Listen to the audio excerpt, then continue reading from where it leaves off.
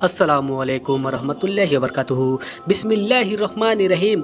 रसूल सल्लल्लाहु अलैहि वसल्लम ने इरशाद फरमाया, 3 ऐसी जगह जहां झूठ बोला जायज़ है।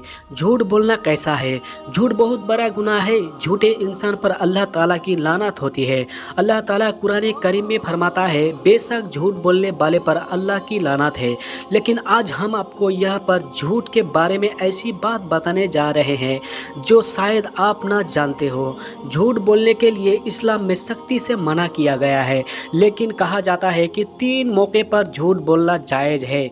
अगर इंसान इन 3 मौके पर झूठ बोलता है तो उसे गुनाह नहीं मिलता है। झूठ बोलना कब और कहाँ जायज़ है? नंबर 1, बातिल के खिलाफ जंग में। उनमें सबसे पहला नंबर है कि जंग के मौके पर झूठ बोला जा सकता है। कहा जाता है कि अगर कोई जंग के मैदान में है और अपने दुश्मनों को डराने के लिए झूठ बोलता है कि हमारी एक बड़ी फौज हमारे पीछे आ रही है, तो इस तरह का झूठ बोलना जायज़ है, क्योंकि इस झूठ से बातिल दुश्मन से जंग जीतना मकसूद है। इसीलिए जंग के दौरान बोले गए झूठ को जायज़ कहा गया है। इसी तरह बातिल दुश्मन को उलझाने के लिए भी झूठ बोलना जायज़ है। नंबर 2, रिश्तेदारों के बीच सुलह कराने में। दूसरे नंबर पर आता है कि रिश्तेदारों के बीच सुलह कराने के लिए झूठ बोलना जायज़ है। अगर किसी के रिश्तेदार ने आपस में लड़ाई कर ली हो और झूठ बोलकर दोनों रिश्तेदारों के बीच सुलह हो जाती है, तो ऐसे मौके पर झूठ बोलना जायज़ है। इस झूठ से गुनाह नहीं मिलेगा। नंबर 3, शौहर और बीवी का एक दूसरे को मनाने में। तीसरे नंबर पर आता है कि शौहर और बीवी का आपस में झूठ बोलना जायज़ है।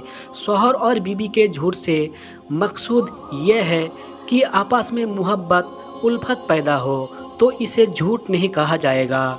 मिसाल के तौर पर शौहर अपनी बीवी से कहता है, तुम तो मेरे लिए बहुत कीमती हो, या फिर कहता हो, मेरे लिए तो तुझसे ज़्यादा कोई और प्यारा नहीं है, या फिर ये कहे, मेरे लिए तो तुम ही सब औरतों से ज़्यादा खूबसूरत हो। इस तरह के अल्फाज कहे, इससे वो झूठे मुराद नहीं है जिससे हुकूक मरने का बाइस बनाता हो, या फिर वाजिबात व फ़राइज़ से फरार होने का बाइस बनाता हो। इस सिलसिले में एक हदीस है जो हजरत अस्मा बिन्त याज़िद रज़ी अल्लाह ताला अन्हा से रिवायत है। वह बयान करती है, अल्लाह के रसूल सल्लल्लाहु अलैहि वसल्लम ने इरशाद फरमाया, 3 जगहों के अलावा कहीं झूठ बोलना हलाल नहीं। शौहर का अपनी बीवी को राज़ी करने के लिए बात करे, और जंग में झूठ और लोगों में सुलह कराने के लिए झूठ बोलना।